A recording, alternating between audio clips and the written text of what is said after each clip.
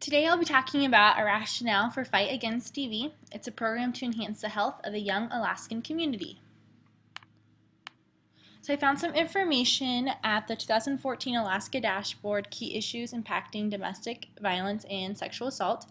So here, this is a graph that demonstrates the red demonstrates what was started, what was the current percent in Alaska, the data that was collected. It was between the years 2012 2013.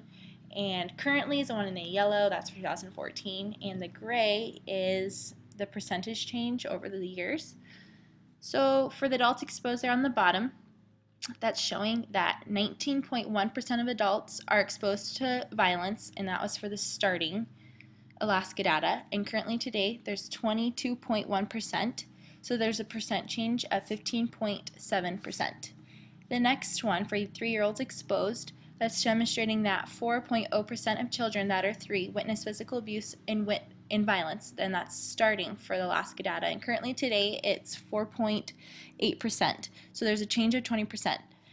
For the protective factors, this is where, for kids that are able to feel like they can seek at least 3 adults that they feel comfortable enough to talk to about any type of issues in their lives. So the starting Alaska data was 44.6, and currently today there is a 42.8%. So there is no percent change there because it is a negative 4.0% change. So the protective factors is what my program is mostly going to be focusing on. For prevention, that is for people and students that feel comfortable in their school, and the starting Alaska data is 38%, and currently today it's a 41%, and with a change of 7.9%. So some economic costs. So this is demonstrating that the intimate partner violence exceeds $5.8 billion each year, and a lot of this money is for medical attention and mental health services that are provided for people, and the remaining billion of dollars could be towards wages, loss, being injured, and types of repair property, and people actually losing their property that they have. So for the program, I am focusing on the Alaskan community, but really focusing in on the part of the Alaskan community of the 4th grade. So for this project, I think that younger children should recognize what domestic violence is before entering teenage and adulthood years. This program will allow kids, if it's happening at home, they're going to be able to have the knowledge and they're going to know where to get help. So this quote that says, "Boys who witness domestic violence doubles their chance to abuse their own partners and children once become an adult." This is a quote from NCADV. And this quote to me basically demonstrates that any type of trauma that's experienced to a kid, it's going to lead to emotional behavior, social and physical disturbances without having help. And I just think that having a program that's focusing on the 4th grade is going to allow them to see what domestic violence is. And if they're seeing at home, they're going to be able to identify it and get help. So why the 4th grade? I just think this is a good grade that branches into the end of their elementary level to the secondary schooling where dating becomes more common.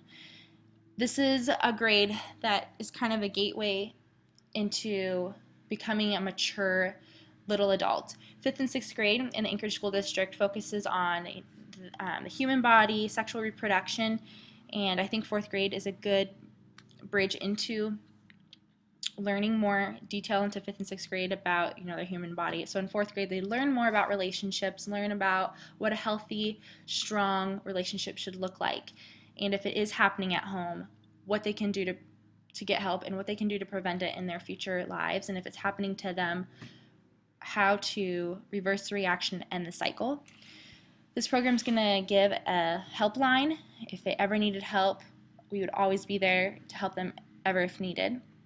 This program is really going to demonstrate what a healthy relationship should look like for the future. This program will be successful because having the knowledge of domestic violence in the youth is going to prevent it in their future. If they know at a younger age that it is not a good thing to do in life, then it won't happen when they're older. It will definitely lower the domestic violence rates. Having the knowledge, it could also decrease the amount that's happening at home. The kids will be able to stand up and get help because they'll exactly know what domestic violence looks like, the different types, the different forms, and that it's not right. So definitely educating the youth will decrease the DV in the Alaskan community. So to format this program, I think for the fourth graders, it's really important to hit all the types of different learning styles. So this program will angle at the 3 different types. So the auditory learners, for all the kids that learn by hearing, we would give statistical information. We would explain scenarios of domestic violence so they'd be able to hear about what different types DV has. For the visual learners, we'd use statistical information in graphs and pie chart forms. So the fourth graders will watch a video of examples of domestic violence and see that there's physical, emotional, and mental abuse. So they'll be able to see and visualize what domestic violence looks like. For the kinesthetic learners, this will be a type of activity where the students will act out a domestic violence scenario and reach out for help. So all the learners will be able to see what domestic violence is and that it's not okay in every type of form, physical, emotional, and mental abuse. These are my references. Thank you for watching my video and have a good day.